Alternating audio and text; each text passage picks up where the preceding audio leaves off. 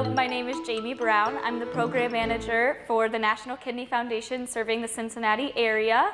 I am a lupus nephritis patient, so I am very connected to our mission in spreading education and preventative information for chronic kidney disease. Lupus is an autoimmune disorder that attacks healthy tissue in your body, and unfortunately mine did attack my kidney. I have 74% of kidney functioning, which we'll talk a little bit more about what that means later in the presentation. But I was able to stop my kidney disease progression through diet and exercise and other lifestyle changes. So we're also going to talk a little bit about that stuff today too, and just a general refresher of what your kidneys do. Alrighty, so the National Kidney Foundation is a nonprofit health organization that strives to raise awareness about chronic kidney disease because it is a preventable disease, and awareness, advocacy to protect living donors, to protect dialysis patients and patients in general, and then helping healthcare professionals expand their knowledge and provide them with resources to be better advocates and doctors for their patients. Okay, so what do you already know about kidneys? And you guys can just raise your hand and do a little show of hands. So does anyone know what your kidneys do? Yeah, a little bit here and there. Yeah, perfect. Okay, do you know anyone with kidney disease? Yes? Okay, a couple of you. Does anyone know somebody who is on dialysis? Okay. And then does anyone know someone who has received a transplant? Very cool, awesome. And then this one I don't get too many hands on, but hopefully we do. Does anyone know someone who's donated a kidney before? No? Oh, you guys do, okay, awesome, that's amazing. Was it a live donation? Yeah? Yeah, very cool. That's amazing.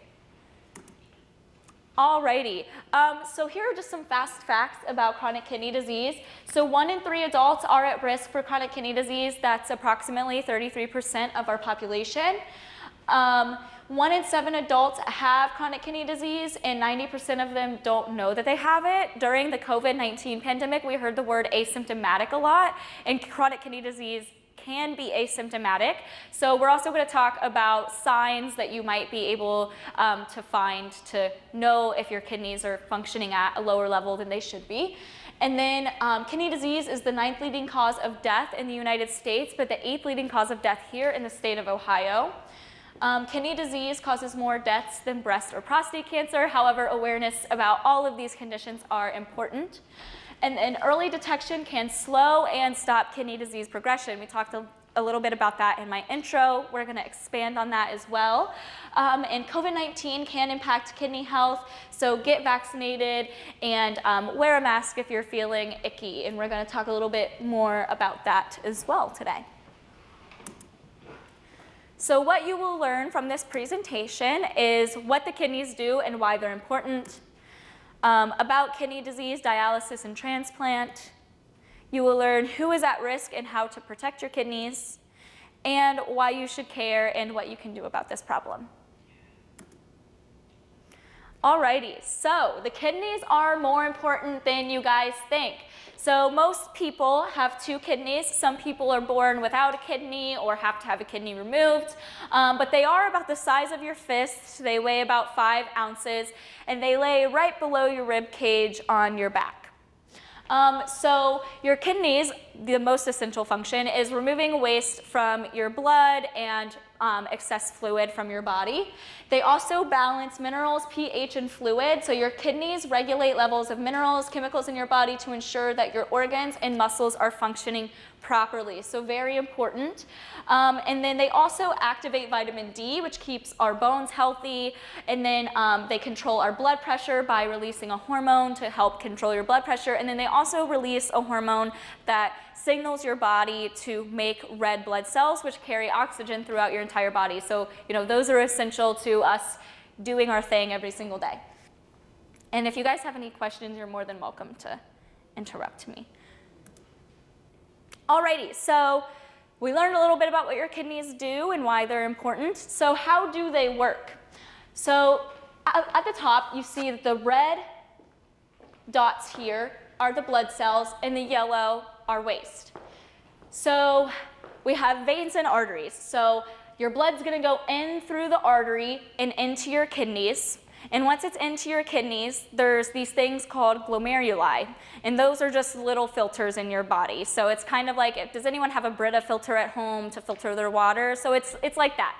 So it gets all the nasty stuff out of there. And it knows what you need and what you don't need. So what you need will go through the vein and back out into your body, to your heart to be recirculated. And then the waste will be sent through the ureter to your bladder. So that's all of the stuff you don't want. And your kidneys do this about every 30 minutes. So while you guys are sitting here listening to me talk to you today, your kidneys are going to filter all of the blood in your body at least twice, which is crazy to think about because, you know, you're sitting there, you can't feel it, you don't really think that your body is really doing that much, but your kidneys are working very hard just while you're sitting here. And then that equals out to about 50 gallons of blood a day. So very, very strong organ. So what happens when your kidneys don't work that way? So the waste product will begin to build up in the body, and your blood will be dirty, and it'll kind of make you feel a little bit bad. And then it can also cause heart and blood vessel problems, and then also bone disease, anemia, and other complications. So I'm going to go back to this slide just to talk through this a little bit. So in the slide before this, we talked about how, you know, it regulates vitamin D and sends hormones to create red blood cells and things like that. So you need all of these things to be sent back out into your bloodstream. But sometimes that stuff doesn't get excreted out, and you might not need all of it. So when those things kind of get gunked up in your body, like I said, it can cause heart vessel and heart disease issues because those veins and arteries are getting clogged up, kind of like they do with diabetes and heart disease. And then, so the waste product will build up and it'll make you feel a little bit icky. So these are things like protein, albumin, creatinine, and a couple of ways to know physically if your body is not getting rid of all of these things and discarding them. Sometimes your pee can be a little bit foamy. That might mean that you have excess protein in your urine and it's not being sent back into your body, so your muscles aren't repairing well because you don't have that protein. But the protein being discarded through your ureter is also very hard on your urinary tract. Your pee being dark, so you want to make sure that your pee is a light yellow, almost clearish hue. And then, so just feeling lethargic, maybe some pain in your lower back and things like that are ways that you can tell that maybe your kidneys are not functioning properly and you might be starting to have some of these issues. With anemia specifically, it's like being cold and things like that, but you guys will get those tests every year at your doctor. If you do go, they test for anemia and iron in your blood. Any questions about this? Okay, perfect. Alrighty, so what are some risk factors to chronic kidney disease? So like I mentioned, diabetes, that's when things are getting the sugar's getting all stuck in your blood, kind of clogging your arteries a little bit. So when it's coming into your kidneys, you have way too much of that sugar and you're kind of just getting stuck and being sent right back out. It's not being discarded. High blood pressure, so if your heart is having a hard time pumping, it causes stress on your veins and arteries, which again makes it hard for that blood to go into the kidneys for it to be filtered. Cardiovascular disease, if you're over the age of 60, social determinants of health, we'll talk a little bit more about those and what those mean in a little bit. Some obesity, family history of CKD, and personal history of acute kidney injury. So acute kidney injury is just if you get hit in the back, you have a kidney stone, you're dehydrated, get a UTI or something like that. Those can cause damage to your kidneys. Sometimes AKI can reverse itself and heal, but it also still increases your risk for chronic kidney disease in the future because your eGFR, which we'll talk about as well, will drop a little bit with AKI. So we talked about how 33% of the population is at risk for chronic kidney disease. So again, This is just how you know if you are at risk. So diabetes, high blood pressure, over the age of 60, heart disease and heart failure, a family member with chronic kidney disease, and overweight or obese. And we do have a quiz that you can take. It's called minuteforyourkidneys.com. It takes 1 minute, and it'll kind of assess if you're at risk or not.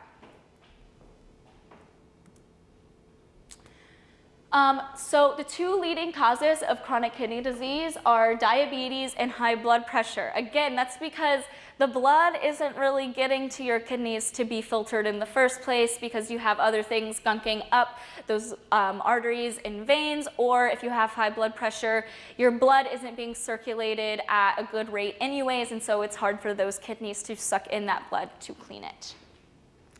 So 37 million Americans have diabetes, and 1 in 3 adults with diabetes may have kidney disease, and then 1 in 5 adults with high blood pressure may have kidney disease, and it's the 2nd leading cause of kidney failure.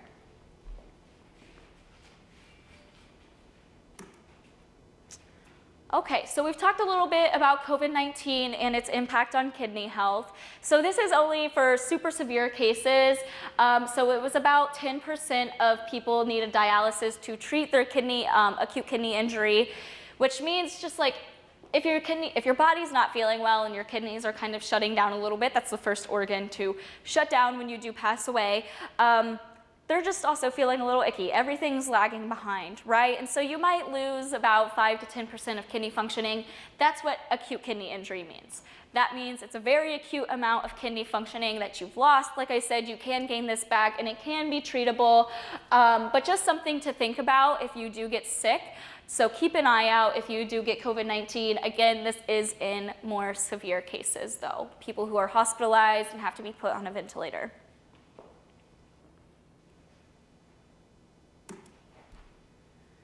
Alrighty, so what can you do to prevent chronic kidney disease? There's all kinds of things. So the biggest thing being, please, please, please go to your doctor and get your blood tests done every year, get your urine analysis done every year. So they have a blood test called the eGFR. That's estimated glomerular filtration rate. And so that will test for the functioning and capacity of your kidneys.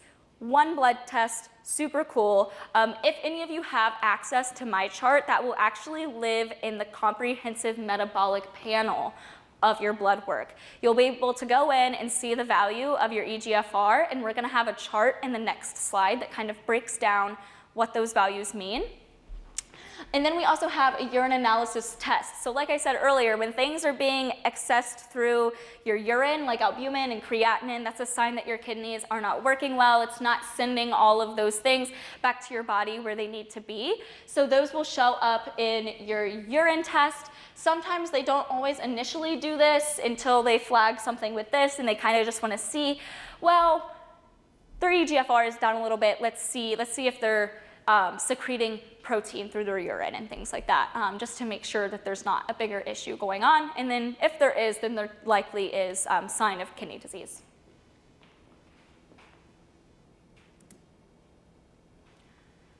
Alrighty, so can chronic kidney disease be treated? Yes, and we're gonna walk through the stages really quickly. So 90 or higher means perfect kidney functioning. That's where you want to be when you go into your comprehensive metabolic panel and you scroll down to your GFR, you want to see it here. GFR does go down a little bit as you age, so if you're in like the 3A, 3B range, I wouldn't be too worried, but you can start making lifestyle changes to kind of preserve this health here. With my issue that I have with lupus, I actually am in stage 2, so I have 74% of functioning, and I've been able to preserve that. I've been in remission for the past 2 years, and it has been amazing, and I feel much better. But another reason why we come out and talk about this and emphasize that you can stop and slow kidney disease progression is because a lot of the time, you don't get intervention until you have 15% or less of kidney functioning. And we don't want to see that happen because the only treatments for chronic kidney disease are dialysis or a transplant. Neither of those are super ideal. We're going to talk a little bit more about them soon. But again, knowing where you're at in terms of kidney health can genuinely save your life and really change the scope of your quality of life, your lifestyle, and things like that, so that you don't end up on dialysis and so that you don't end up needing a transplant. Any questions about staging? Okay. Yes? What would be the average GFR number for people, say, in their 70s? Is there an average number? Does it automatically come down with age, or? It does automatically come down with age for everybody, but there is really no average for each age group. It kind of depends on your lifestyle and how you've lived your life. If you love salt, I'm a big salt lover. That was my kryptonite when I had to cut back salt. It was really hard for me. So, if you haven't drank enough water, if you drink like a couple sodas a day, things like that. If you don't exercise, that can definitely impact where you end up on this list, depending on your age. But yeah, there's no average. It's no one size fits all, unfortunately, and you can live your life perfectly healthy and do all the things right and still end up with kidney disease. Excuse me. Yes. You were saying 90% of people that have it don't know it. Is that because that blood work is not being done? Because primary physicians are not following it? What would you say the cause for that? So I think it's a lot more common now that it gets run, especially now that it's under the comprehensive metabolic panel. It's like, they used to not include it, certainly. So when you go to your doctor, you can always ask, just like, hey, is the eGFR included? Or hey, is the functioning for my kidney blood test included? Whatever, if you can't remember the name. And they'll yes or no. If they say no, be like, well, can you please add that? If they ask, why? Have you been having any issues? No, I just want to know because I heard, be like, I heard from somebody that you can stop and slow kidney disease progression. So if I'm at 60%, I still want to know. I might be fine, I don't need treatment, but you know, it's still good to know. Yeah. If I can add, I do think that from a medical standpoint, a lot of physicians are in treatment mode more so than prevention mode. So if you are asymptomatic and you're not having any issues, they're less prone to say something about it until you're symptomatic. But as we can see, a lot of times with kidney disease, you don't know that you have it because you don't always show symptoms. And so I do think, just because I think more physicians, to speak well to my friends, yes. Do a better job now of being focused on prevention. But I do think they're just more treatment oriented, and if they don't see that there's anything they need to do from a treatment standpoint, they tend not to draw like attention to, oh, this is a problem. But as you guys can see down this presentation, there's a lot of preventative things that you can do to preserve and improve your kidney. Yeah, and to her point, like, I don't think that it's a healthcare issue, absolutely not. To answer your question, it's just because it's asymptomatic. Like, you can be walking around and not know it, and it's very small, minuscule things that I told you can be things to look out for. So like the color of your urine, is your urine foamy? Are you a little bit more lethargic? Do you have back pain? These are things that are sometimes common to people. So you might not really notice if you have it. So it can be hard to decipher. So I don't think it's a healthcare issue. I do know that the GFR is included a lot more in the yearly blood work now. But another thing to Janella's point, they're more treatment focused. So again, once you get down to this point, that's when they start to worry, because that's when you actually need intervention like dialysis and a transplant. So it's important for you to also be looking at your blood work yourself, so that you're like, okay, I was stage 3A back in 2022, but now I'm down to stage 3B. That means my kidney health is declining. I need to get on that or something like that. So being your own advocate is definitely the way to go. Yes? So that'll show up though in your blood work? Yes. Okay, because used to, they check my urine every year, you know, but now they don't anymore. It's just blood work every year. Yeah, like I said, sometimes, hang on, was that the last slide? Yeah, sometimes they won't do this urine test until they see something weird on your GFR, because sometimes that's not always necessary, but if your eGFR is down a little bit, they'll kind of be like, why is that? And is there anything like albumin or creatinine being secreted through their urine that should not be? And then again, that can indicate a bigger problem that needs to be addressed, and then they'll refer you. Yep. Thank you. Yes. Does the blood work list a stage, or is it just a number? Nope, just a number. So if you go to kidney.org, this chart, the chart will be up there somewhere, or if you just look up like kidney disease stages, I think the National Kidney Foundation will pop up first with a chart like this. Thank you. Yeah. Alrighty, so what can happen if kidney disease is not treated? And by treated, I mean by keeping an eye on those numbers and making lifestyle changes. Because again, there's not always a reason to intervene until you get into those lower presenting stages, which is kidney failure. So that's when you need dialysis and transplant, and because your kidneys can no longer keep you alive, they are no longer filtering your blood properly, and all of that icky stuff is building up in your blood and going out through your urine, and it's very hard on your body. So your kidneys can no longer keep you alive at that point in time. And then 85 to 90% of your kidney function is gone, and people with kidney failure need dialysis or transplant to live. So unfortunately, you cannot go on unless you get one of those two things, or you can be placed into palliative care or in stage care. All right, so a little bit more on the two different treatments. And I know there's 3 boxes up here, but dialysis kind of falls into one treatment. So we have hemodialysis and then peritoneal dialysis. Hemodialysis is the more popular route. Patients mostly opt for that, and same with their physicians. So with hemodialysis, they will create something called a fistula or a shunt, or use a catheter to reroute your artery and vein. And so you'll hook into a machine, the dialysis machine. That machine has things in it to clean your blood, and it replaces the things that you need and don't need through the machine. So your blood will come out of the artery, into the machine, back through the vein, circulated into your body. So pretty much that little fistula, shunt, catheter, whatever it might be, is doing the work of your kidneys along with that machine. Patients have to do this about 3 to 4 times a week for 3 to 4 hours at a time, which, like I said, it's not an ideal treatment. That's a lot of time out of your day, out of your week. It's very exhausting. There's simple things like I had a patient that I talked to a couple weeks ago who wanted to buy a big bag of birdseed because he has bird feeders, and that's something that gives him joy, and he likes watching the birds in his backyard, but he can't get big bags of birdseed because he can't lift a 40-pound bag with his fistula. So dialysis really does change your life in a big way, which, again, I'm gonna say it for like the 5th time, is why we emphasize on slowing your kidney disease progression to try to avoid these things. It's not the end of the world. It does improve your quality of life, and it will make you feel better. And while you're on dialysis, you'll wait for a kidney transplant.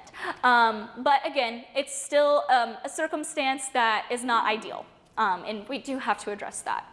So on the flip side, we have peritoneal dialysis, which they just use the peritoneal cavity of your stomach, and they put the fluid like in there. I'm not as familiar with this one.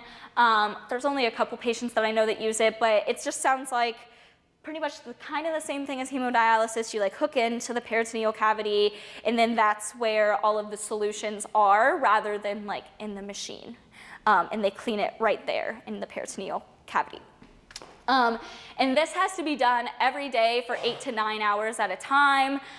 Some people spread it out through the day, but a lot of the patients that I know do this at nighttime while they're sleeping, so that it doesn't affect or impact their day. Sometimes they can get caught with the wires and things like that, so they have to sleep a little funky. But this tends to be a little bit easier on them than the hemodialysis, but hemodialysis, again, does make people feel better. It gives you more freedom and things like that as well. And then kidney transplant, that's the next step. So you'll start dialysis and then transplant. So you can get a transplant from a living donor or a deceased donor. Living donor kidneys last anywhere from I think it's 12 to 15 years now at this point, and deceased donor kidneys last anywhere from 8 to 10 years. This is not one size fits all. Again, nothing with kidney disease is. I know someone who's had a living kidney donation for 42 years, people who have had deceased donor kidneys for up to 20 years. So it's really just, again, preserving that kidney health and making sure you're taking care of your kidney, taking anti-rejection medications for the life of the kidney and things like that. So you have to continue to take steps for your kidney disease even after you get a transplant. Any questions about these treatment modalities? Okay, perfect. Alrighty, so organ donation and transplantation. In 2023, 103,000 people were waiting for a kidney transplant in the United States, and nearly 4,000 people died waiting for a kidney. And in 2022, 25,000 people received a kidney transplant, but 44,000 people were added to the waiting list. So because of this, there is an organ shortage. We're seeing a lot more people being added on dialysis and on the transplant list than we are seeing kidneys being transplanted. So again, this is why we preach prevention, but then also living donation. So a lot of people can live without one kidney, but people who have kidney disease cannot. So they need their kidney to be able to change their life and their quality of life. And it really is the gift of life. So if you're interested in living donation, I highly recommend going onto the kidney.org website and looking around at kidney donation and looking up some facts and busting some of the myths around living donation as well. Any questions about transplant? Yes? How old are you too old to be a donor?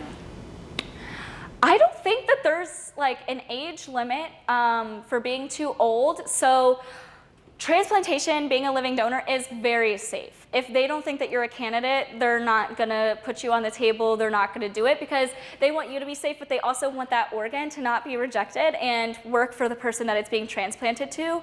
So if that's something you're interested in, yeah, I would visit one of your local transplant centers, obviously read up on it a little bit more, get the testing done and see if you're eligible. And if you're not, that's okay.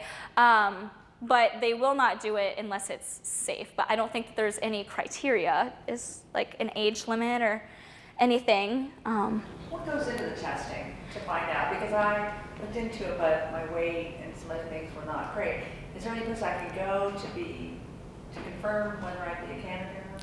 Yeah, so the 3 transplant centers in this area are the University of Cincinnati, Children's Hospital, and Christ. Do you know where you got your testing done? No, I didn't go. I just did the reading, and it was like, oh, it felt like I wasn't a probable candidate. I lost 60 pounds.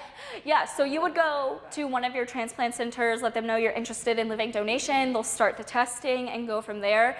I don't really know what all goes into it. I know that they do a lot of antibody testing, a lot of complement testing, which is a system that's within our immune system, so that they can make sure your complements match theirs, so that the kidney doesn't get attacked by the immune system. There's all kinds of stuff that goes into it. If you are potentially at risk for having kidney disease in the future, they'll be able to tell that through phenotypes and genotypes. So they run a whole host of testing to make sure that it's safe, again, for you and for the recipient, because we do realize that there's a shortage, and again, we want to make sure that the transplant is going to work. So if you're not a good candidate, they will not let you donate. Yes? Now, how do insurance companies handle that?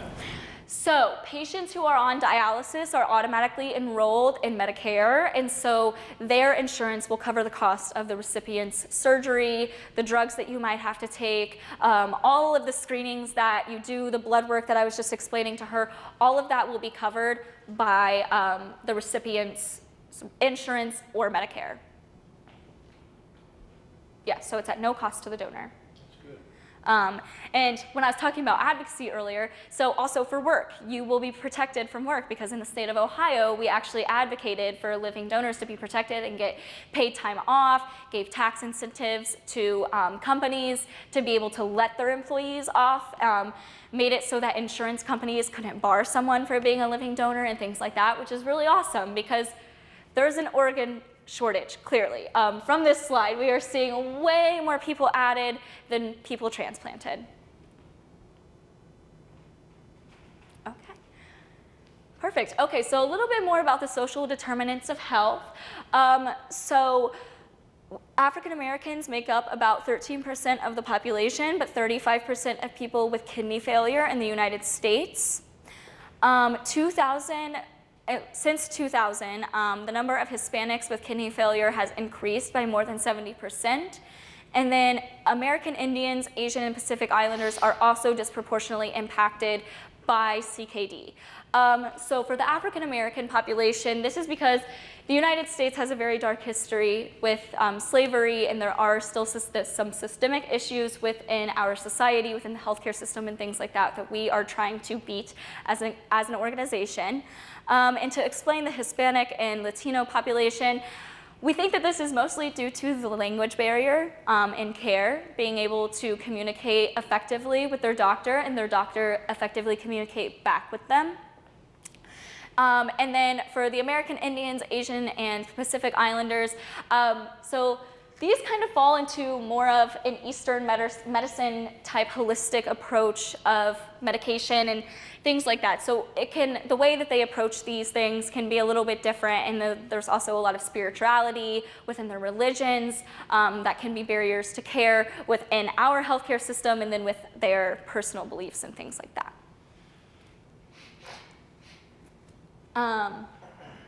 So about 40% of this is attributed to socioeconomic factors. So your level of education, if you have a job and if you can pay for dialysis and pay for treatments and pay for your drugs, your family support, so you do have to have a support system and someone take care of you for about 3 weeks after your transplant. So if you don't have anyone to take care of you, they likely will not transplant you. Your income, again, how are you able to pay for this? And then community safety. And then the physical environment that you're in. A lot of places don't have sidewalks. I live in Claremont County, way east. We don't have a lot of sidewalks out there. It's kind of rural. We have some suburbs, but even those suburbs might not have sidewalks for people to walk.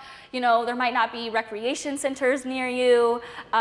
A lot of recreation centers and gyms require a fee to be a member, so people aren't able to get out and get active as easily as they should be able to. Health behaviors, so like earlier when we were talking about, is there an average for like my age group of where I should be in terms of my kidney functioning? Your health behaviors. So if you've smoked, your diet and exercise, alcohol use, and sexual activity. And then healthcare, so your access to quality healthcare. You know, it does matter where you go and who you see. And never feel uncomfortable to switch doctors or ask for a different nurse or whatever it might be when you are in a healthcare setting so that you can get quality care. But that also kind of plays into, you know, socioeconomics a little bit too. Any questions about this? Alrighty.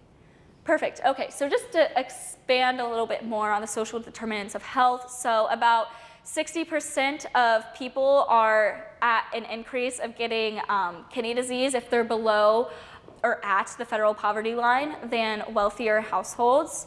Food insecurity also plays a huge role into this, so what you eat does matter when it comes to kidney health. So Americans with food insecurity are more likely to be overweight or obese, which is one of the risk factors for CKD, which also increase your risks for diabetes and high blood pressure. CKD is more common among people who are food insecure than people who are food secure. And then people in low-income areas have fewer supermarkets or low-cost grocery options, more convenience stores, and fast food near them. And then again, just built-in environment. So do you have recreation centers near you, sidewalks, places that you can go and exercise for free, parks, and things like that. Alrighty, so what more can you do? So get tested, again, go to your doctor and ask them if that GFR is in your comprehensive metabolic panel. I bet it is, but it's always good to ask.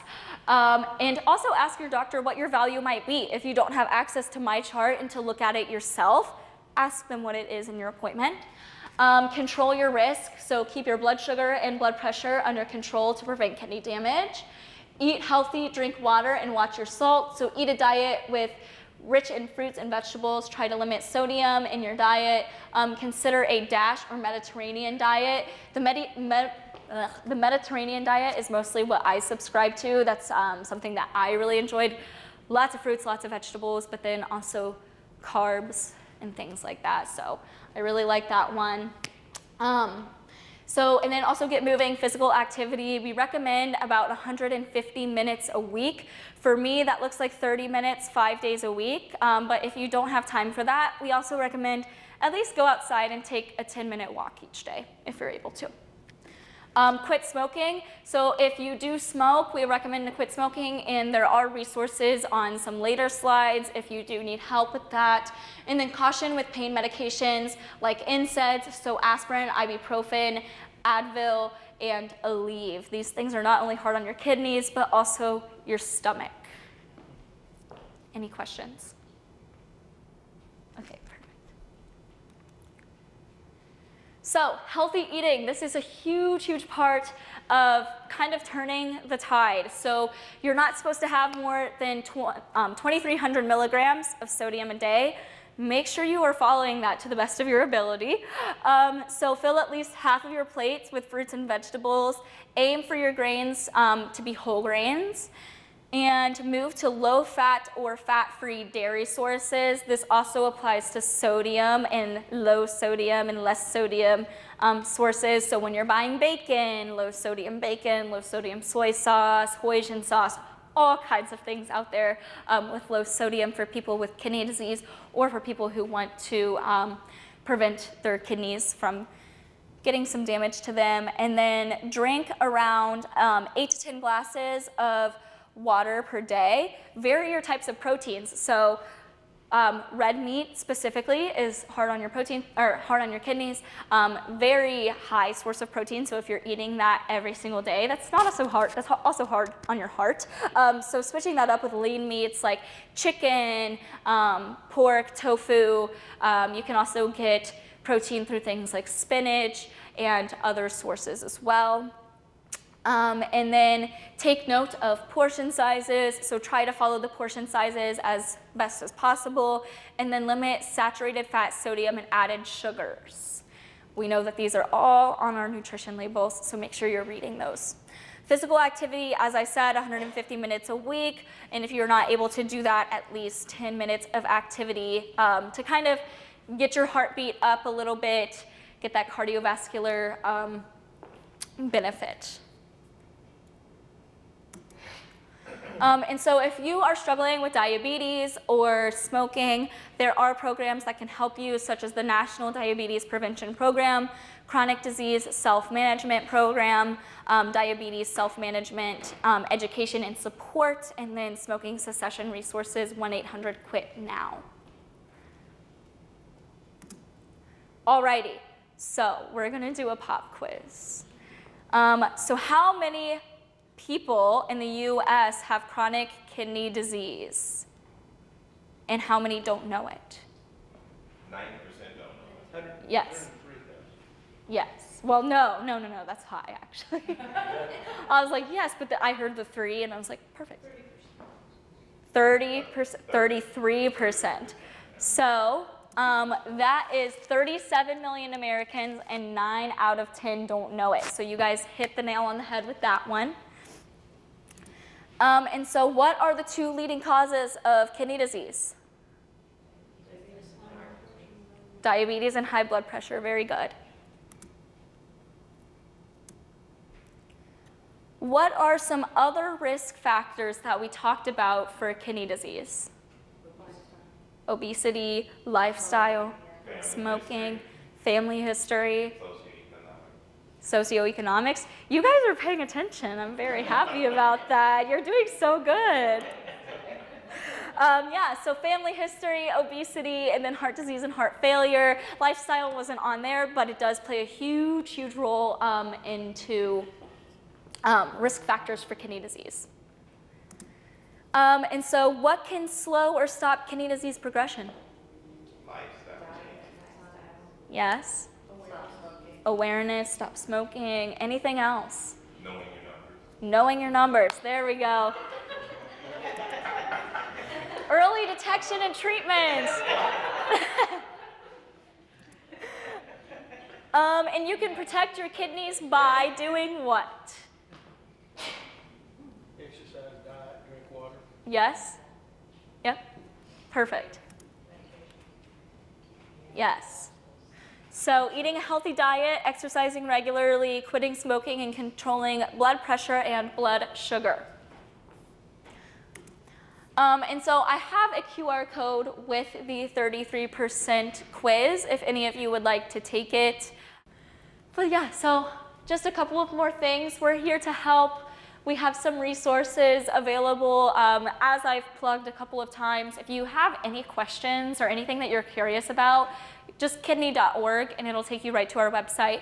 But we also have an NKF Cares. There's bookmarks out on the table for this, and that's a hotline where you can call and ask any kidney-related questions. If you're having a weird symptom or something gets discussed in your doctor's appointment that you might not necessarily understand and you want someone to expand on it more, you can call this hotline and NKF will connect you with someone who's able to help. NKF Peers is for people who have kidney issues, whether you're not on dialysis, have a transplant, you're looking for a transplant, or you're looking to donate. They will connect you with someone who has been through a journey similar to yours, and it'll be kind of like a one-on-one peer mentor that you're able to have for as long as you need. And then we also have our online communities. This is kind of like a Facebook group it's not on Facebook, it's on our website, but there's 4 different groups, if you will, that you can join. One about living donation, one about kidney disease in general, one about dialysis, and then one about getting a transplant. So, and you can join any of those pages and ask questions. It's moderated by the National Kidney Foundation. But I think it's nice because, as I was saying, this isn't one size fits all. And sometimes you'll have some funky symptoms that someone else might not have, but then someone might. And so if you go into that thread and you're like, hey, my ankles are swelling, does anyone experience this? And then someone will comment, well, what kind of medications are you on? Do you have high blood pressure? Are you on medications for blood pressure? And yes, I'm on this, or whatever it might be. Oh yes, I've experienced it. It's because of your medication, or whatever it might be. So it's really good to be able to connect with other people who are going through it and know that the symptoms can be random and difficult to decipher. Is this my kidney disease, or is this something else? Which is really cool. And then if any of you have QR code capabilities, we do have a survey. So if you're able to provide us with that feedback, we would greatly appreciate it. But yeah, thank you all so much for coming today. And if you have any questions,